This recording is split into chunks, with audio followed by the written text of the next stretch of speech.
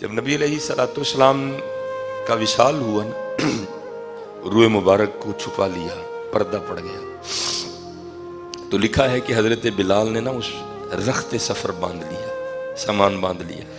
کسی نے حضرت ابوبکر صدیق رضی اللہ تعالیٰ عنہ کو بتایا کہ موذن رسول حضرت سیدنا بلال حبشی رضی اللہ تعالیٰ عنہ مدینہ چھوڑ کے جا رہے ہیں۔ تو حضرت ابوبکر صدیق رضی اللہ تعالیٰ عنہ حضرت بلال کو روکنے کے لیے آئے۔ آپ نے آ کر پوچھا ہے بلال نہ جاؤ، میں تمہیں نہیں جانے دوں گا۔ تو حضرت بلال نے بڑا زبردست جواب دیا۔ آپ نے فرمایا صدیق اگر تو اپنے لیے خریدا تھا تو روک لیں، میں رک جاؤں گا، تو اگر اللہ اور اللہ کے رسول کے لیے خریدا تھا تو پھر نہ روکیں، پھر مجھے جانے دیں۔ حضرت ابوبکر صدیق بھی رو پڑے۔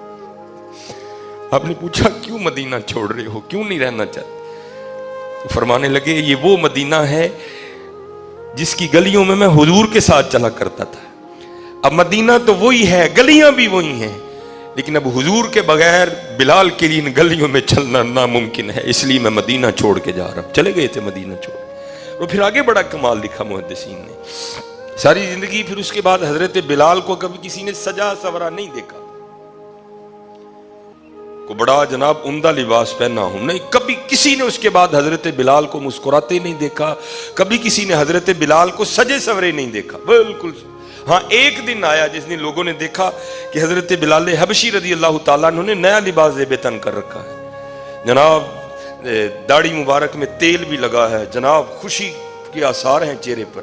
لوگوں نے دیکھا ہی نہیں کبھی حضرت بلال کو اس رنگ میں، تو لوگ اکٹھے ہو کر آئے کہ پتہ نہیں آج کون سا خوشی کا موقع ہے کہ حضرت بلال کی خوشی چھپائے نہیں چھپتی، چہرے پر بھی خوشی آ چکی ہے، اتنے خوش ہیں حضرت بلال، آج دن کون سا ہے؟